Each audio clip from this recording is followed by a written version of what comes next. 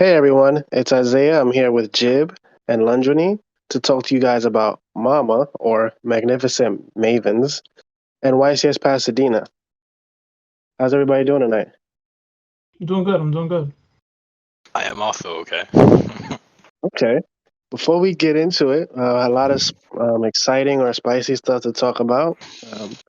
But everything's going to be down in the description box below. We're going to have the card set for Magnificent Mavens down below. It's basically a really good reprint set. Has a lot of good legacy support in there. Um, yeah, and just a few promotions before we get into it. We're going to be dropping these Metacasts before every event, so like and subscribe to the channel so you can be prepared for these events and be able to listen in. Also, might do a bit of another perfect game video about tier elements, maybe about Ishizu tier or something like that. I don't know if I'll do it before or after Pasadena, but I just don't want you guys to be out there and not know what to do. You know. So do you also I want to give a shout out to Jib. You got top 16 at YCS Mini. So congrats for you. Of Yeah, for sure. Thank you, bro. I appreciate it. Of course. Definitely showing that playtesting does pay off. You haven't played an event since like Hartford, right? Yeah, I've been at home, bro. But then being able to come back and then testing, like we had said last Metacast, just be testing, grinding, and uh, the hard work does pay off. Yeah, for Definitely sure. like to see that. Do you guys have any more spice for us? Any more spreadsheets for the Ishizu, or you haven't cooked up anything yet? Yeah, Lund could talk more about that. So what we're doing is we're not gonna make a separate spreadsheet for the Ishizu cards, but we're just gonna like add on top of the one we just made some Ishizu stuff. So it's like I think Okay. that's what we're gonna end up doing. Okay, great. So check that out. That'll be good in tandem to listen to maybe a perfect game video that I put out, because they'll give you like the combos, and I'll give you some of like the technical play and interaction of how to be prepared. Um, so getting right into it, what do you guys think about Ishizu tier? Will it follow the trends of the OCG, and will it be indeed tier 0? I think I know for sure. I think if you look at the top cut at Pasadena, there will be tiers of representation for the Ishizu cards. 100%. I think there's probably a good chance it sees like tiers of representation because like cutoff for tier 0 is like 65% or something like that at top cut or something like that, and they had like 50% or more than 50% for Minneapolis. I don't think it's unreasonable to think that like a couple more people just like top of tier. So yeah, I think it will definitely tiers can be by far like the most successful deck capacity. I think. But by Yeah, definition, yeah. I think it definitely lives up to the hype. I think the Shizu cards are actually like really broken. They're kind of weird to think about how good they are. Like I'm still like I was telling Lund, I'm still having a hard time like wrapping my head around the cards. Like I understand what they do, I understand their applications, but they kind of like they add a new variant, they add a new like dimension to the game, and I think is really degenerate, and they're not they're not healthy for the game at all. Yeah, they do a lot for the game, not just from a perspective of what they do by themselves or within tier specifically, but they, like you said, like just healthy going forward. They do so much, just so many different decks, some of which we'll get into later, but they just do so much, have so many applications, and I think going into tournaments, as long as these cards are at full power and not like limited, like the Shizu is definitely going to be a problem or just something to look out for in the future. Will it be tier 0? We haven't seen a tier 0 format for a while. I mean, we've seen Sprite dominate, we've seen tier dominate, we've even seen Orcus take about 50% of top cuts too, but to get to maybe that high 20, people with like 25 people and up out of the top 32 are Shizu tiers. I guess only time will tell. It really just depends. Do you guys have like I don't know if you guys like Tier Zero format. Some people are fans, some people are not.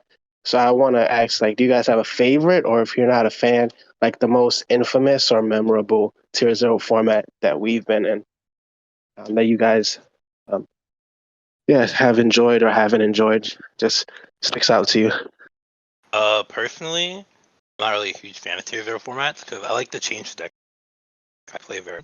So I change the deck I play basically every week. So I don't like sticking like one deck for a long period of time.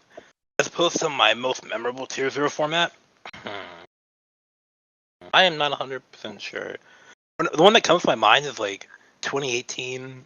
This is OCG, but OCG like Goki good stuff.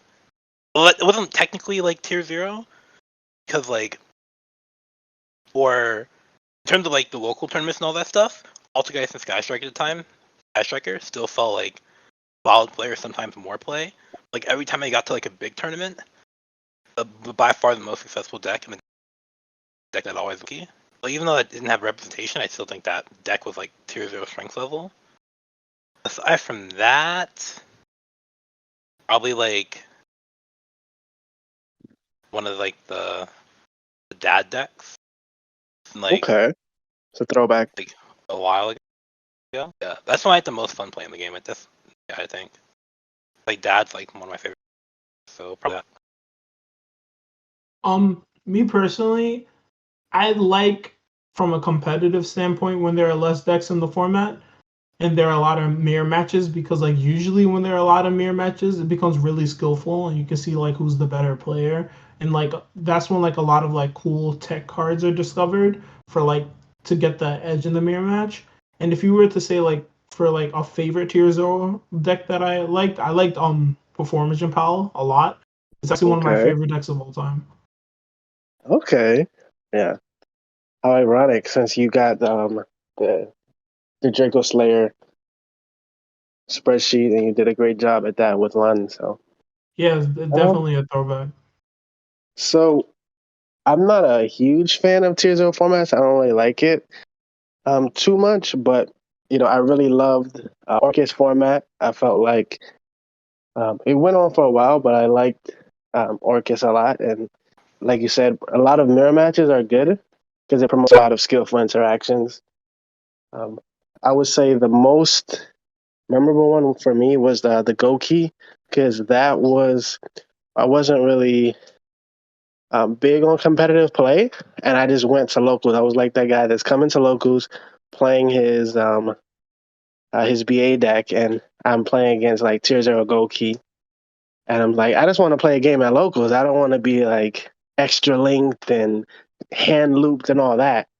So that was kind of like the meme right there for me. But even more recent, like we've seen the Danger Dark World FTK.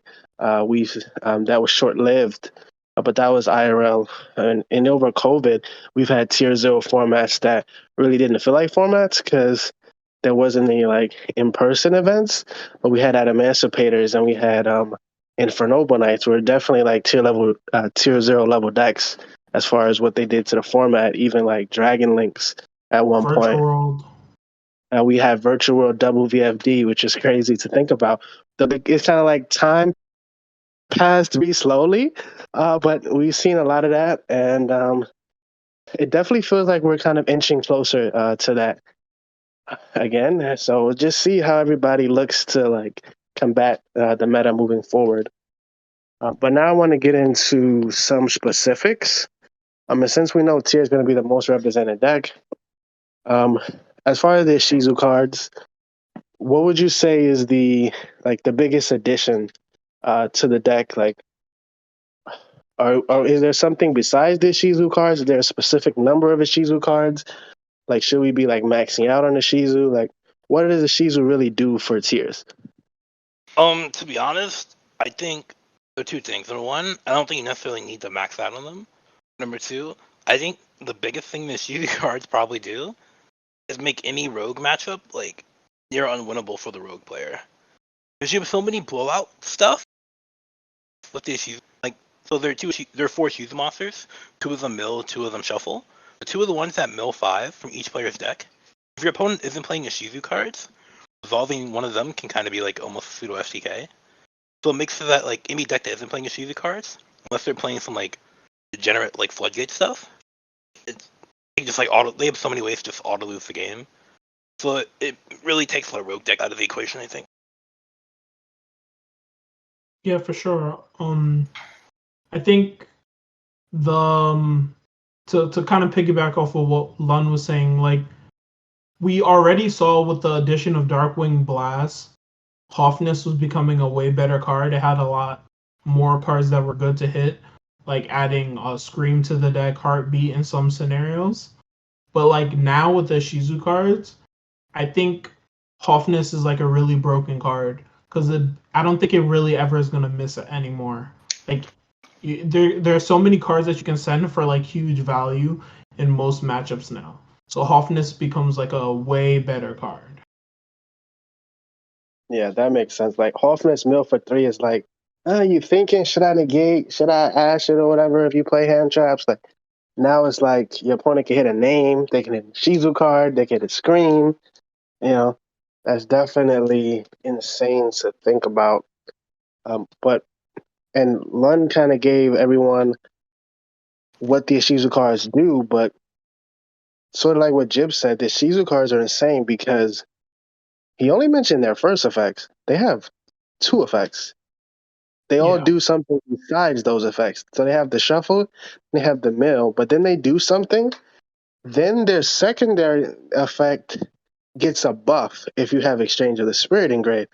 So that's kind of crazy. Like you can't look at the Shizu cards as just being those things, just being a mill 5 and then being a shuffle, but it can be that. It can be an extender. It can be a hand trap. It can be. It can go from a mill 5 to a mill 10 to a mill 15. So that's kind of crazy as well, depending Yeah. if you choose to play those cards. Mhm. I definitely, yeah, I think that's insane to think about. Like, we don't have enough time to kind of unpack all of that. But if you haven't already, definitely read the Ishizu cards. Um, I've definitely been trying a larger package and a smaller package. I haven't come to a consensus yet. I think there's pros and cons to each of them. I can definitely go over those as well in a separate APG video, one of the series that I do on the channel. But it's just so much to unpack. Bridging back to what Lund had mentioned about rogue decks, I definitely agree.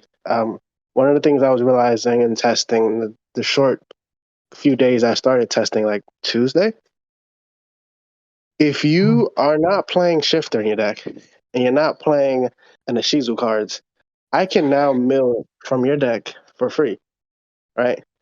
Yeah. And with little to no consequence. And that by itself, similar to how the Runick cards work, they can banish potential combo pieces.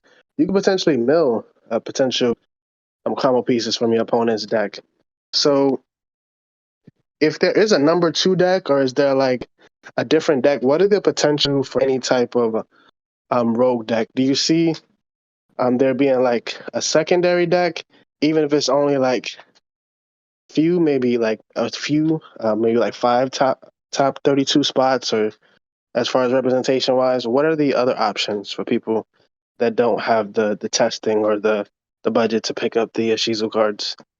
In terms of representation for the event, I still, at least for Swiss, I still expect White to be like second most represented. I think that's fair. I think Bisted Dragonlink deck, while not as good as Tier, I think it's alright. I think it has an okay matchup versus Tier. Not like I'm not saying it has like an amazing matchup, but it's like somewhat manageable, kinda. The Dragonlink's kind of alright. You could play something like Flunder or Exorcist if they're got a ride on Shifter. It's a little awkward to kind of just rely on Shifter because if players are playing Orange Light, which has its pros and cons, but if they are playing Orange Light, with like Orange Light and Call By, they have like more outs to Shifter. But like if they're outing your Shifter like more than handling it, then like the reason for playing the deck kind of becomes moot. But yeah, there's like Flunder, Exorcister. The Rika Plant deck is, I think that's okay, not amazing. And if you play a deck that can turbo out like Dweller, like Draco Slayers or whatever, it's like not bad either. So obviously Dweller's really good going first against tier. And if they don't high roll you, if they don't, well, I say high roll you. If they don't like, when you go first, if tier doesn't halfness you, or like orange light plus like a good Ishizu, that's good versus your deck.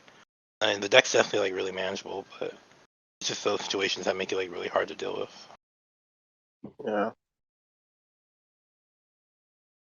Yeah, for sure. No, it definitely makes sense. I definitely agree with a lot of that. One deck you didn't mention, and this deck dominated YCS Utrecht. Ecuador. It was the Runick Spright deck. Is there any validity? I was looking at a few pie charts. I see about in the OCG. I see mostly tier, but there's a few Runics that are hanging in there ahead of the rest of the deck. Like, how does Runick look in more of a TCG meta game? Is it still viable to a degree? This deck obviously doesn't play Shifter like the Flow and Exorcister deck. You can go ahead, Jibru. I was gonna say I think it gets a lot worse because like you would obviously think that like your opponent milling cards from your deck, like some versions of the deck, the early versions of the deck were like playing Gale Dogger to mill cards from their deck. You would think that like milling runic spells like for free seems really good, but the Ishizu cards cover Fountain really well because like which ones? Medora and Keldo, they can shuffle back up to 3, which funny enough that's exactly like the most you can put back with the Fountain. They can like target the ones that you're trying to shuffle them back for you. You don't draw any cards, so they kind of get hard countered by Ishizu cards. I will say there is like an Ishizu Runick deck. That type of thing. I haven't really tested it myself yet, but yeah, I'm gonna be honest, it looked kind of bad. But yeah, that technically is something that is somewhat playable. Yeah, I tested a little bit because I made a few tier lists, like some rough copies, and I made a Sprite Runic deck, and I sprinkled a little Ishizu cards in there, and definitely, like you said, I noticed that like the Fountain. I wish Fountain didn't target because then that would be a little better. Because you have when they make you mill, you have so many Runic spells in grave that you're always going to draw 3. So that's crazy, but. If they do have those, like you mentioned, the Medora and the other one, the statue that actually shuffle that can interact with you well.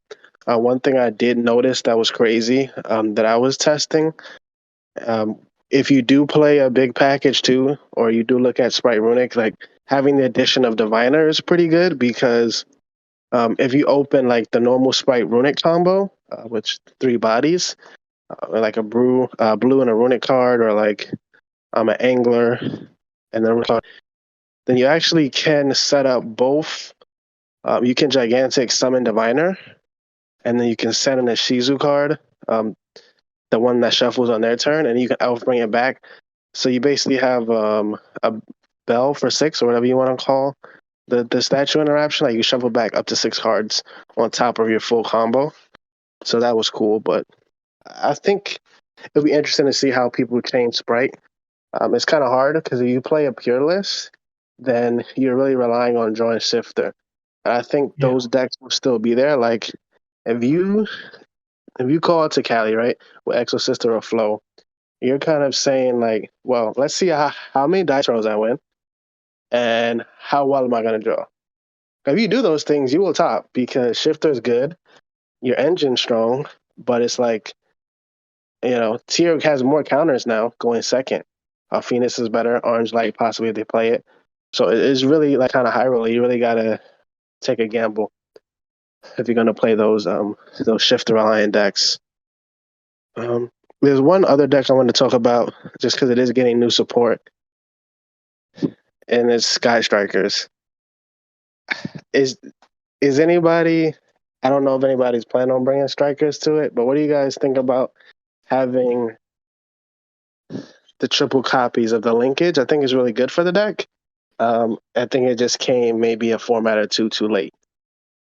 I I agree that it came like 2 formats too late. I think that deck gets FTK'd by some of the Ishizu cards, but it's very, very hard. The Mystic cards are already like really good versus Sky Striker. I think Mace Sky Striker kind of bad, but I think the fact that like not only does like Tier have more outs to mine, the cards coming out, but also the fact that the Ishizu cards are so good versus Sky Striker, it just makes it like not very very playable deck. Deck's kind of very lackluster. Yeah. And I thought it was interesting that you mentioned the Bisted Dragon Link. I think that normally if people are trying to side, right, against Tier, Bisteds, having multiple Bisteds in hand and still being able to utilize them work well, because I always feel like if I have one Crow, it's never enough against Tier. So I now need multiple cards. And then obviously having maybe like a Druid Worm, and then having a the Magmut, and then your opponent milling from your deck, like that does give a little potential for dragons to do something, but I'm not exactly sure. So Yeah. I'm looking forward to seeing if any Dragonlings can actually sneak into the top cut and what's going to be the second represented deck. Okay. What do you guys think? I know it's still early, but is there anything you guys been theorying or have tested about the best non-engine cards this format upcoming? I think Talent seems really good because Tier is going to be playing a little bit more on your turn. So Talent seems solid. L is solid too because it's like solid against Tier, but you can also stop the shuffle effects of the Ishizu cards if you're playing a deck where that's good against you. Playing Bell's okay. Imperm I think is solid because Imperm is just like good versus Tier. I just think the generic Tier stuff. Mystic Mine gets a bit worse because the Ishizu cards, if you open the Tier field spell, they mine you, you chain the Ishizu cards, shuffle the Tier. As the Tier field spell will trigger, you can target mine, so mine gets a little bit worse. It's not like unplayable, but it just gets a little bit worse, so. Yeah, I think Imperm Talent, stuff like that is solid. Yeah, for sure. I think Yeah. a card that I like a lot is Talents, especially if your opponent's going to be playing during your turn with the Ishizu cards. I think Talents gets a lot better. And then also, I think that a card that I've been thinking about, I haven't really tested it enough, but a card that I've been thinking might be good is a card like Skullmeister. Okay. That's crazy that you thought about that, because that's something I wanted to go over in one of these supplementary videos, but I really like a few non-engine cards right now. One of like my first picks has been Bell, because it definitely does a lot. It hits the if you're playing Tier, you can hit in the mirror match, you can hit every Tier name, and you can hit what's going to really be the bane of your existence, which is going to be the Oracle and the Statue, and then you're able to also hit some Bistic cards. So like that's just really good there. People are on different cards like Barone. You can hit that out in testing. My opponent tried to Barone back a Diviner so they can send the Ishizu card. I was able to Bell the Barone that already uses Negate. That was cool. So I think Bell's good. Also, a card you haven't mentioned, Lund, I think like Droplets is good, because it still gives you value by hitting off the Ishizu cards. It checks Impin and Statue. And obviously, I think the biggest thing, Dweller. So that's good. What do you guys think about Super Poly? I think Super Poly. I don't think Super Poly is a bad card. I think it's going to continue to be a good card. I don't know how many people are going to continue to play High Spirits with the Ishizu cards. I think it's just an inferior version. So it might not be as good because I'm pretty sure people aren't going to be ending on multiple fusions anymore. It's probably going to be like redoer or like more of like a mid-range version with like a lot of interruptions in the graveyard and back row. But I think Su probably is a decent card. I mean, Also, technically, someone you go can ahead. go on. No, you All right, go. I'll say technically, the Ishizu cards can also be used with high spirits, so you could argue that more people would play it. With more reason Yeah. to. One of the issues with the card, besides it being terrible going second, is it can be inconsistent going first, but you have more targets for it. Technically. Go ahead. Your thingy. Yeah. Yeah, I mean that's pretty much all I have to say about it. I don't know. I've been testing a build without high spirits. I've been testing a build with high spirits. I've been testing a build with dangers. I've been testing a lot of builds.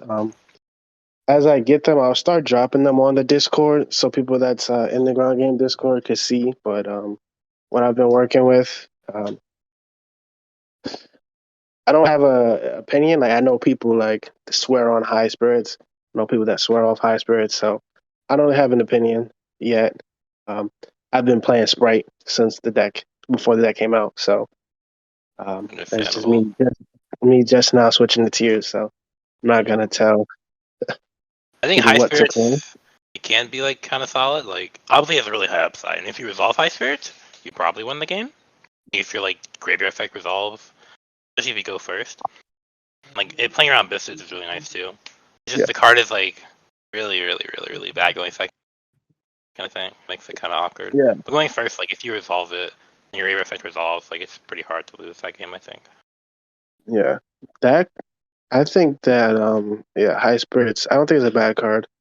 Like you said, I think it increases your chance of like winning going first because sometimes when just playing a pure tier deck or just a regular Ishizu deck, if you don't open like Shuren sometimes or you don't open like Scream, you struggle against like to kind of combo.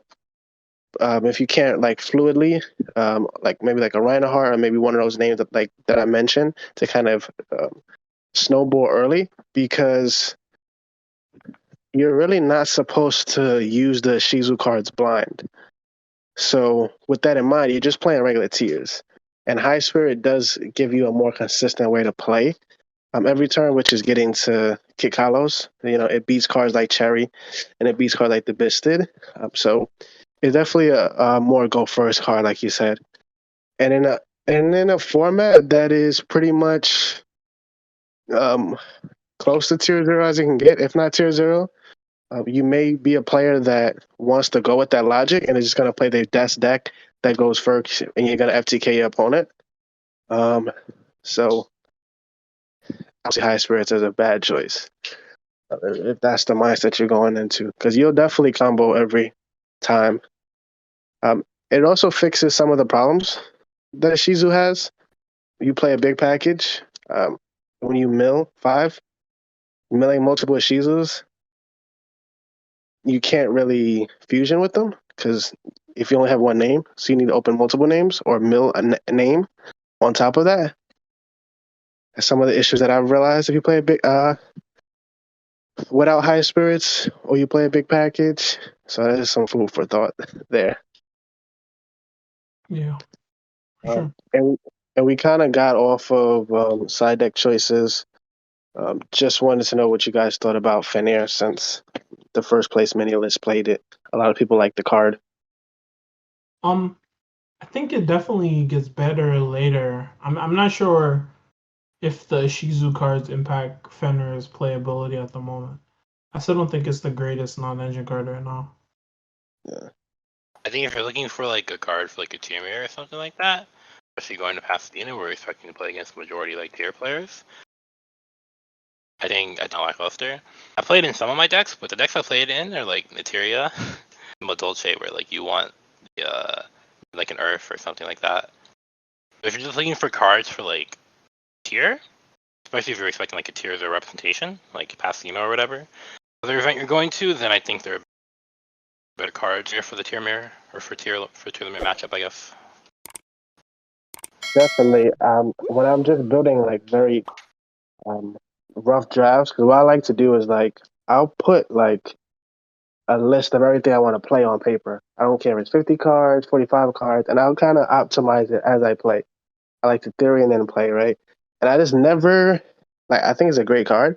I just never yet found 3 slots for me wanting to play Finnair yet. But there is one interaction, because I noticed OCG plays Herb Charmer. There is one interaction that's very easy with Finnair. Like, you summon Finnair, you link into Herb Charmer, you can steal one of their Ishizu cards, probably the statue and the Oracle. If you don't want to keep it on your board and use it, you can link it off for Sprint, and that can get you into Merly as well. So that's something that's cute there that I realized. But I think Pasadena is going to be a lot of fun, and it's going to be an interesting format going forward. So it's really going to be the next few months until we have a ban list. This is going to be our format, so I look forward to it. Do you guys have any like closing statements as we wrap this up? Any final thoughts? I will say one deck that didn't really talk about is Area, which I think is kind of solid. It's another Ishizu deck.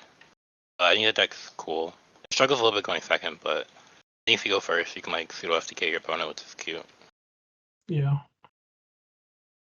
Yeah. Naturia. How can we forget about Naturia? I think there's a deck that's kind of under the radar. So it'll be interesting to see what people come up with for that deck. I got to start looking into how that deck performs. That's very interesting. And I really liked what you said about mine getting worse. I think the field spell in the mirror is way better now because you have to think so many moves ahead of your opponent. Like even if you shuffle their tier name, like if they go Merly effect and Grave and you shuffle their tier name, if they have the field spell on board, you're triggering the field spell from them. So now they can pop a card, or they can pop a card on your field or a card on their field now. So tier mirrors got way more skillful and way more interaction. So I think it would be a good event for people who really like that technical play. I think you probably have 40-minute game one if the people aren't really experienced with the deck and they're taking a long time. So that's kind of like scary to think about. But that's kind of like my closing thought. I'm just glad that we won't be getting a new set release anytime soon, so we can kind of settle into whatever the format's going to be. Maybe, yeah. I will say there's the Dark World structure deck coming out in December that a lot of people say is like Dark World's insane. It's going to be like very meta impactful. I have not tested that at all, so I have no idea, but that is something to look out for, I guess. Yeah. Okay. Yeah, that definitely is a change up. I'll definitely look into that. It'll probably be on one of the Metacasts. So we're gonna have this one, and we're gonna have the YCS. I don't want to butcher the name, but it's right after Pasadena in Germany. Dortmund. And then we're gonna have one before Costa Rica. So a lot of good content to look out for, and thanks you guys for joining. Yeah, for sure. No appreciate it. Always a pleasure being on. Take care, everybody, and stand your ground. Stand your ground.